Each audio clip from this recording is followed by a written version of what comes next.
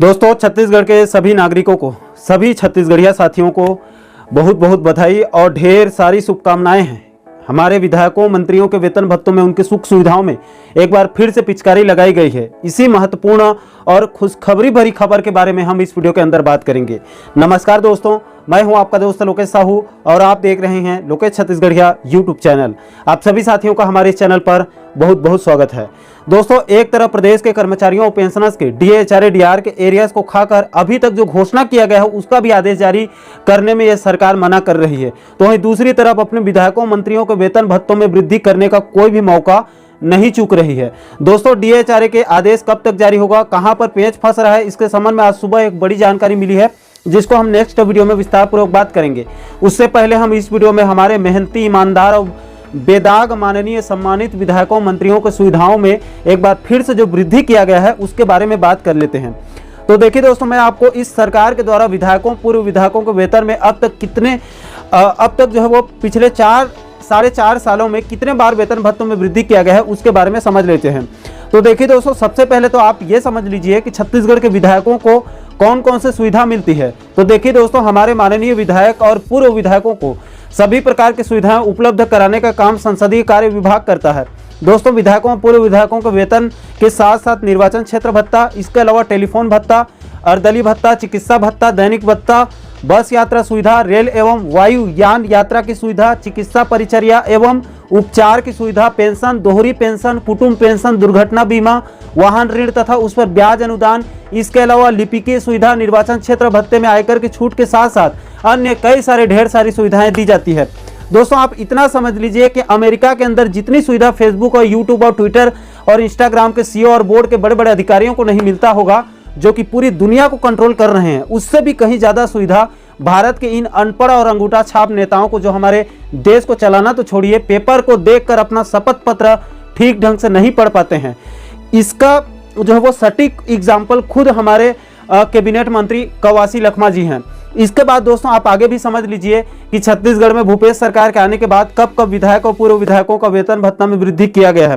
तो देखिए दोस्तों, सबसे पहले भूपेश सरकार ने पिछले साल 2022 में विधायक से लेकर मुख्यमंत्री तक के सभी के वेतन भत्तों में वृद्धि किया गया था, जिसके बाद मंत्रियों विधायकों का कितना कितना वेतन वृद्धि हुआ है आप इस लिस्ट को देखकर समझ सकते हैं। इसके बाद दोस्तों, अभी 2023 में 17 मार्च 2023 के कैबिनेट बैठक में सरकार ने छत्तीसगढ़ विधानसभा सदस्य वेतन भत्ते एवं पेंशन संशोधन विधेयक 2023 के प्रारूप का अनुमोदन कर दिया है, जिसको 2023 के मुख्य बजट सत्र में चुपचाप पास भी करवा लिया गया, जिसमें सरकार ने पूर्व विधायकों के पेंशन भत्ते को बढ़ा दिया, जिसके बाद से अब पूर्व विधायकों को 60,000 के स्थान पर 80,000 रुपये इनको पेंशन मिलेंगे। और इसको 13 अप्रैल 2023 को राज्यपाल के अनुमोदन के बाद विधि और विधायी कार्य विभाग ने 21 अप्रैल 2023 को छत्तीसगढ़ राजपत्र में प्रकाशित भी कर दिया है। यानी कि दोस्तों, भूपेश सरकार पिछले 4 साल में पहले ही 2 बार विधायकों के वेतन भत्तों में पिचकारी लगा चुकी है, उनके वेतन भत्तों में वृद्धि कर चुकी है। इसके बाद दोस्तों, कल खबर मिली कि सरकार ने अभी फिर से एक बार फिर जो है वो छत्तीसगढ़ विधानसभा सदस्यों यानी कि मंत्रियों विधायकों के रेल और विमान सफर के लिए जो पूर्व में 8 लाख तक राशि दिया जाता था उसको बढ़ाकर अब 10 लाख रुपए तक कर दिया गया है। इसको लेकर बीते 12 जुलाई 2023 को संसदीय कार्य विभाग ने अधिसूचना जारी करके छत्तीसगढ़ राजपत्र में इसको प्रकाशित भी कर दिया है। दोस्तों, ये इतना गुपचुप तरीके से किया गया है कि इसके बारे में किसी को कोई खबर नहीं थी, और अगर ये राजपत्र बाहर नहीं आता तो किसी को शायद पता भी नहीं चलता कि हमारे गरीब दुखी विधायक और मंत्रियों को और सुविधाएं कितनी सुविधाएं मिली है।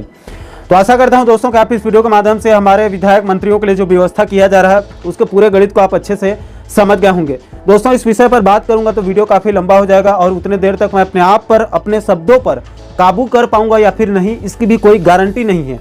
इसलिए इस वीडियो को यहीं पर समाप्त करते हैं। अंत में प्रदेश के सभी कर्मचारी बंधुओं को यही कहूँगा कि आप लोग दिन रात मेहनत करते रहिए, अपने DA/HRA के अपने भत्तों के एरियाज को कटवाते रहिए, और किसान बंधुओं से निवेदन है कि आप लोग भी अपने खेतों में दिन रात जानवरों की तरह काम करते रहिए, प्राइवेट बैंकों से कर्ज लेते रहिए, और कर्ज बढ़ जाएगा। जब आप कर्ज को नहीं चुका पाएंगे तो आखिरी में वही करिएगा जो देश के बाकी किसान कर रहे हैं। लेकिन चाहे कुछ भी हो जाए, हमारे गरीब दुखी और बेसहारा लाचार विधायकों मंत्रियों के कोई भी सुख सुविधा में किसी प्रकार की कमी जो है वो हमें नहीं लाने देना है। दोस्तों, अभी के लिए फिलहाल इतना ही। किसी भी नागरिक को मेरा कोई भी शब्द, मेरे कोई भी बात अगर बुरी लगी होगी, कोई भी जो है वो कई सारे अलग अलग राजनीति पार्टियों से भी इन्फ्लुएंस रहते हैं, तो किसी भी साथी को मेरा कोई भी शब्द अगर बुरा लगा होगा या ठेस पहुंची होगी तो मैं क्षमा चाहता हूं। बाकी दोस्तों, आप आगे भी प्रदेश के इसी प्रकार के महत्वपूर्ण मुद्दों पर वीडियो देखना चाहते हैं तो हमारे चैनल को आप सब्सक्राइब जरूर कर लीजिएगा, ताकि हमारे सभी नए वीडियो का नोटिफिकेशन आप लोगों तक तुरंत पहुंच सके। दोस्तों, अभी के लिए फिलहाल इस वीडियो में इतना ही। मुझे दीजिए इजाजत, मैं मिलता हूं आपसे एक और महत्वपूर्ण मुद्दे के साथ, महत्वपूर्ण टॉपिक के साथ। तब तक के लिए जय हिंद, जय छत्तीसगढ़।